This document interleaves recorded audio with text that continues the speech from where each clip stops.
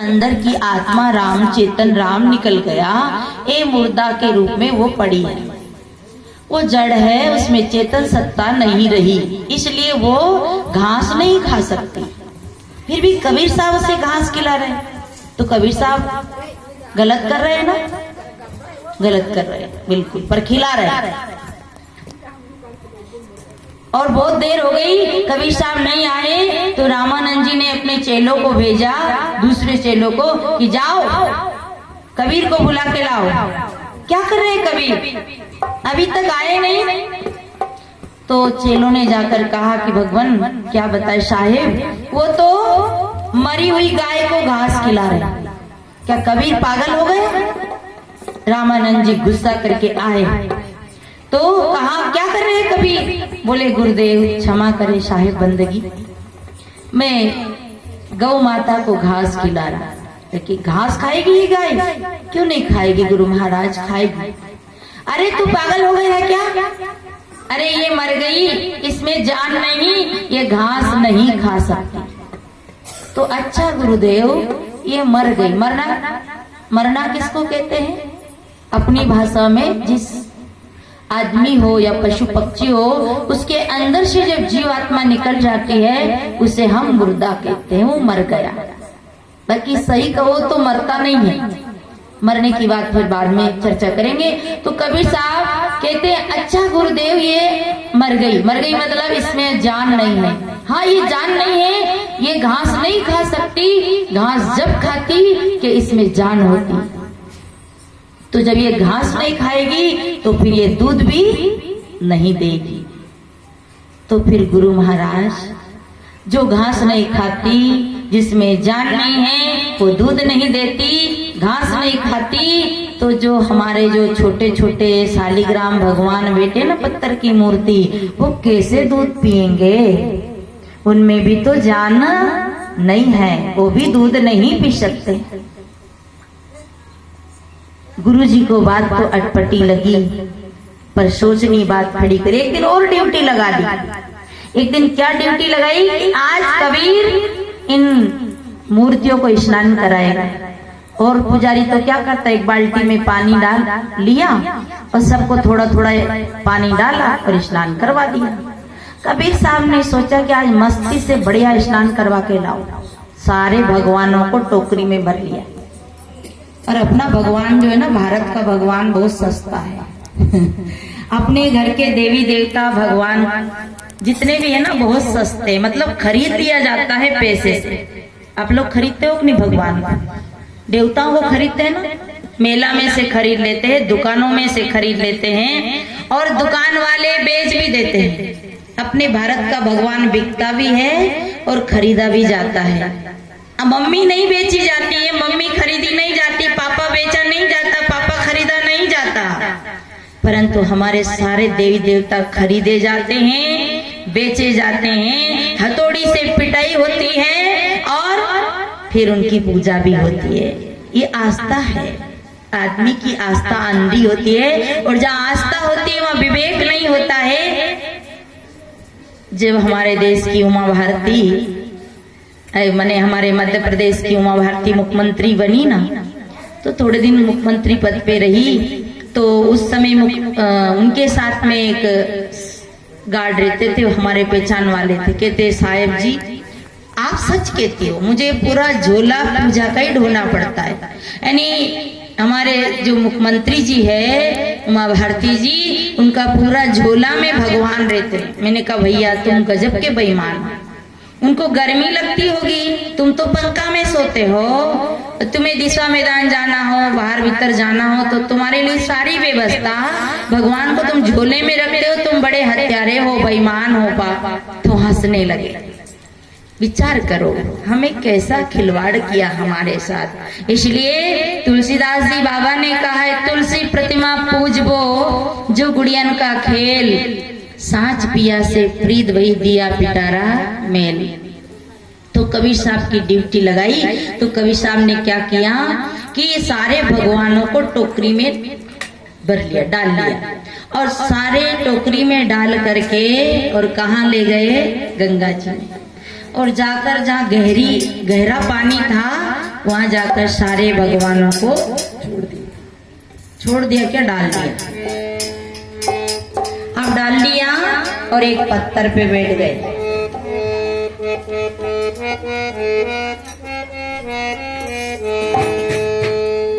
अब पत्थर पे बैठ के क्या करने लगे, भगवान नहा रहे, भगवान स्नान कर रहे।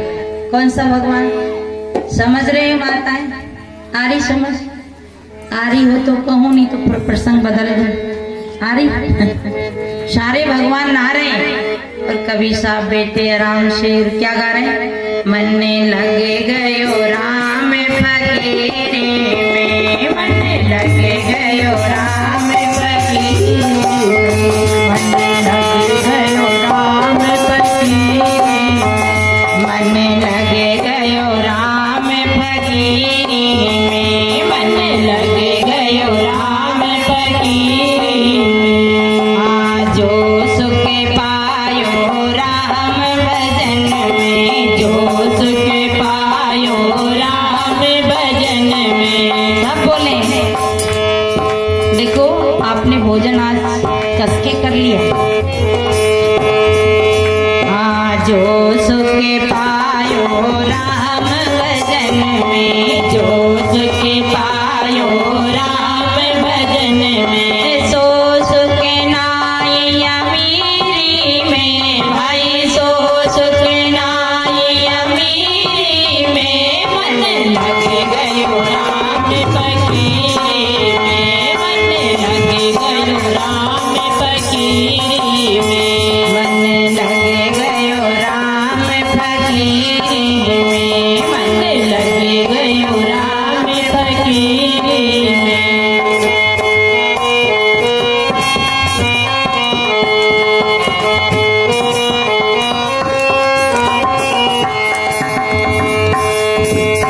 भली बुरी सबकी सुन लीजिए, भली बुरी सबकी सुन लीजिए। बहुत सरल रास्ता, शॉर्टकट का रास्ता, ना तंत्र की बात, ना मंत्र की बात, ना व्रत की बात, ना उपासना की। भले बुरे सबकी सुन लीजिए, भली बुरी सबकी सुन लीजिए।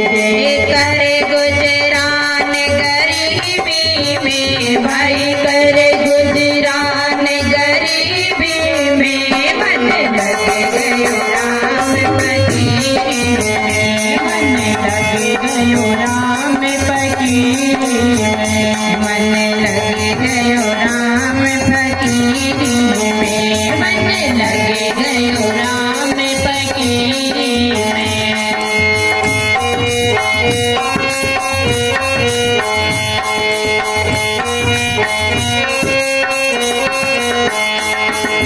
हाथ में कुंडी बगल में सोटा, हाथ में कुंडी बगल में सोटा,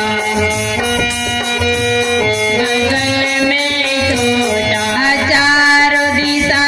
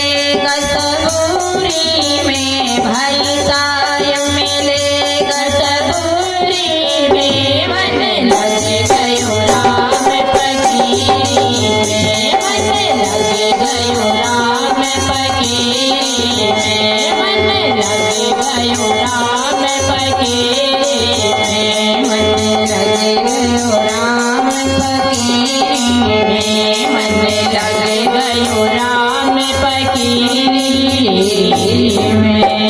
सदगुरुदेव की जय। कबीर साहब आराम से बैठकर भजन गा रहे। मन लग गयो मोरो राम फकीरी में, मन लग गयो मोरो यार फकीरे में, जो सुख पायो राम भजन में। संसार में सुख नहीं है, सुख तो राम भजन में, क्योंकि राम भजन में जब हम लग जाते हैं तो सारे दुख झंझट आफत परेशानियां खत्म हो जाती है। पर हम राम भजन में नहीं लगते, काम भजन में लगे हैं, इसलिए झंझटें आ रही है, इसलिए परेशानियां आ रही है। भली बुरी सबकी सुन लीजिए, कर गुजरान गरीब। कोई भला कहे कोई बुरा कहे, तो हमें दोनों बातों सुनकर कैसे हो जाना है, हाथी की तरह। हाथी आपके गांव में आता कि नहीं आता? आता है। जब वो पत्थर मारेंगे, जिस पेड़ में फल लगे हैं उसमें हम क्या मारते हैं? पत्थर। बहुत ये प्रकृति बहुत बड़ी शिक्षा दे रही है। अगर हम ले ले तो कोई गुरु महाराज के पास जाने की भी जरूरत नहीं, उन्हें हम पत्थर मारते हैं और वो क्या देती है हमें? फल। और अपन को पत्थर मार दे तो अपन भी फल देते क्या? अगर अपन को कोई पत्थर मार दे तो अपन भी फल देते क्या? नहीं देते। अपन तो पत्थर का बदला जान निकाल लेते हैं। पत्थर कोई नहीं मारा, उसकी जान निकालने के लिए तैयार हो जाते हैं। तो बहने, ये एक महावचन है कि क्षमा लेके जाना, क्षमावान सबसे बड़ा होता है। साहेब के नहीं, अगर आप साहेब के अनुयायी है तो जो सुख पायो साहेब मिलेगा सबोरी में। क्षमा कर देना। देखो एक और बात बता, एक गधा जा रहा हो, गधा जा रहा हो और आप भी जा रहे हो, इन एक आदमी जा रहा हो, इधर से आदमी जा रहा, उधर से गधा आ रहा, और वो गधा आदमी की बराबर पे आकर, क्योंकि गधा है ना वो, तो आदमी की बराबर पे आकर गधा ने पैर उठाया और जोर से आदमी को लात मार दी। तो क्या है वो? क्या है वो? बोलो बोलो। भाई मैं बोलूं तो थक जाऊं। गधा है ना, उसने लात मार दी और उस आदमी ने भी गधे के लात मार दी। तो बताओ गधा कौन? आदमी ने भी गधे के लात, वो तो गधा, वो तो लात मारे, क्योंकि वो गधा है ना। अगर वो आदमी होता तो लात नहीं मारता, वो तो गधा है। पर अगर आदमी ने भी गधे के लात मारी तो फिर आदमी किसे कहे, गधा किसे कहे? अगर आपका पिता गाली देता है तो यूं मत कहना गधा है, पर विचार तो कर लेना। चलो साहेब बता रही थी मन ही मन में, यूं मत कह देना है कि गधा, नहीं तो घर में झगड़ा हो जाएगा, लड़ाई हो जाएगी। विचार कर लेना कि चलो मैं गया था सत्संग में, वहां ऐसी बात सुनी थी। और एक और बात है, आप जो सुनते ना, एक घड़ी आदि में पुनिया, और कबीर चर्चा राम की, तुलसी चर्चा राम की, हरे कोटि अपराध, ये है एक घड़ी, आदि घड़ी। आपके पड़ोसी ने आपको लात मारी, गाली दी, और आपने याद की सत्संग की बात वहां याद कर ली और उसे क्षमा कर दिया, तो हरे कोटि अपराध। आप यूं मत समझना कि आज आ गया तो सब पाप धुल जाएगा, धुलेगा नहीं। है समझने का विषय है, और काम तो तब लेना है जब आवश्यकता पड़े, मौका आवे तब। तो गधा तो लात मारेगा, पर अगर गधे के इंसान लात मारे, कम अकल तो गाली देगा, कम अकल तो बुरा भला कहेगा, पर बुद्धिवान का काम है कि क्षमा कर दे। जो सुख पायो राम भजन में, सो सुख नाई अमीरी। जब हम पेड़ में पत्थर मारते हैं, पेड़ हमें फल देता है, तो सोचो कभी भी आज तक कोई पेड़ ने पत्थर नहीं मारा। एक मालिन थी जो पेड़ में पत्थर मार मार के फल तोड़ती थी।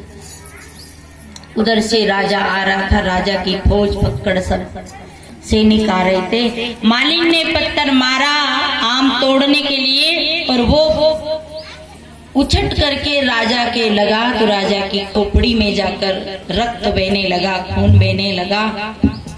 राजा ने कहा ये कौन दुष्टा है, कौन उल्टा है, इसे पकड़ो और जेल में बंद कर दो, इसने मेरे को पत्थर मारा। उन्हें पकड़ करके बंद कर दो जेल में। सैनिकों ने उस मालिन को पकड़ा और जेल में बंद करने के लिए हाथ बांध दिए, ले जाने लगे। मालिन ने हाथ जोड़कर कहा कि राजा साहब मैं आपकी अपराधी हूँ और मैंने अपराध किया, पर मैं एक वाक्य कहना चाहती हूँ, एक शब्द बोलना चाहती हूँ, अगर आपका आदेश हो तो। राजा ने कहा इसे बोलने दो, ये क्या कहना चाहती है। राजा ने कहा तो उनके आदेश अनुसार मालिन ने कहा हुजूर मैंने पत्थर आपको नहीं मारा, मैंने पत्थर तो पेड़ को मारा था, पर धोखे से उचट के आपको लगा, इसलिए राजा साहब मेरा कोई दोष नहीं था उसमें, मैं तो निर्दोष हूँ, पर आपने मुझे जेल में बंद करने के लिए ये हथकड़ी लगाई।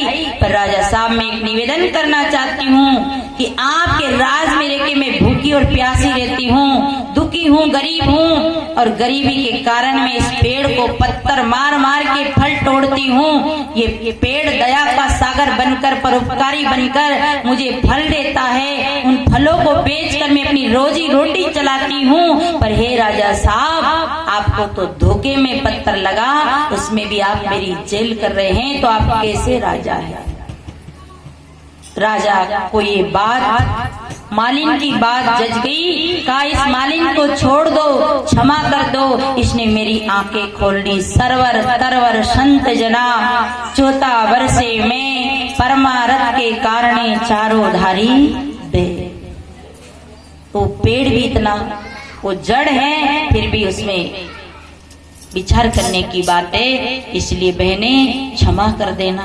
अगर आपके पड़ोसी, बहन, भाई, पति किसी से भी कोई अपराध हो जाए तो क्षमा कर देना। और क्षमा के लिए एक और बात कह दूं, आप भोजन करते हो, भूखे तो नहीं है कोई, सब लोग भोजन करते हैं, भोजन करते हो और भोजन करते करते आपकी जीभ कितना बार कटी, जीभ कटी कि नहीं कटी, कट बार जरूर कटी भाई, मेरी तो कटी, और की कटी हो ना कटी, क्योंकि जल्दी जल्दी में कभी कभी भूख लगती है तो खा जाते हैं तो जीभ कट जाती है।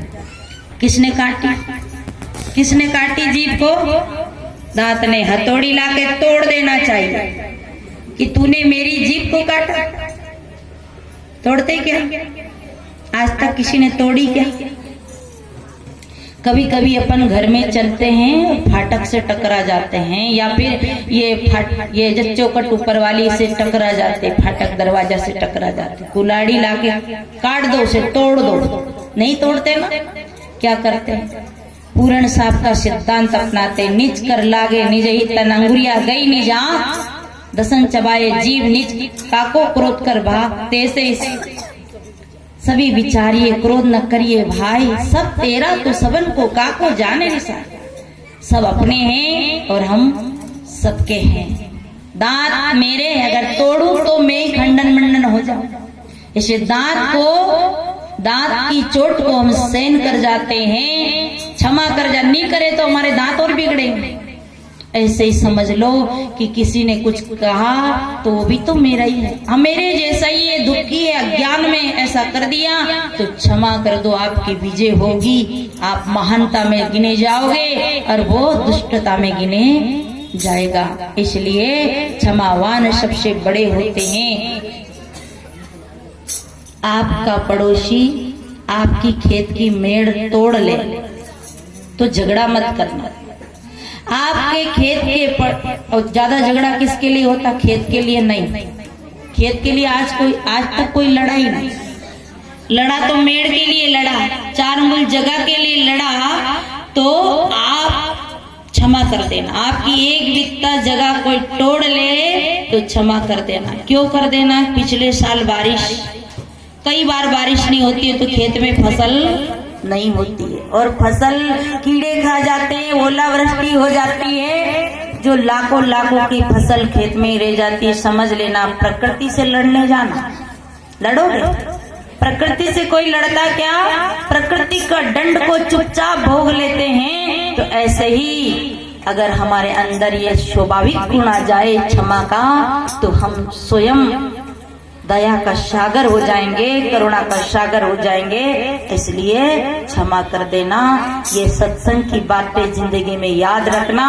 क्षमावान सबसे बड़ा, सब रत्नों की खान, और 3 लोक की संपदा रही सील में।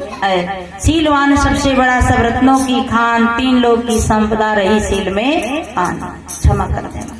क्षमा करने में कोई बुरा नहीं। तो जो सुख पायो राम भजन में, सो सुख नाई अमीरी में। अमीरी में कोई सुख नहीं, अमीरी में सुख नहीं। भाइयों ये बताओ, भोजन में स्वाद है कि भूख में स्वाद है? बताओ, भोजन में स्वाद है कि भूख में स्वाद है? भोजन में स्वाद नहीं है, भूख में स्वाद है ना।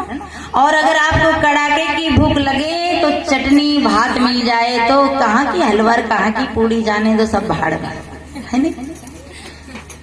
अच्छा, बिस्तर में आनंद है कि नींद में आनंद है? नींद में आनंद है। तो ये जो स्वाभाविक गुण है, प्राकृतिक गुण है, इसे अपनाइए। ये धन से सुखी नहीं होता आदमी।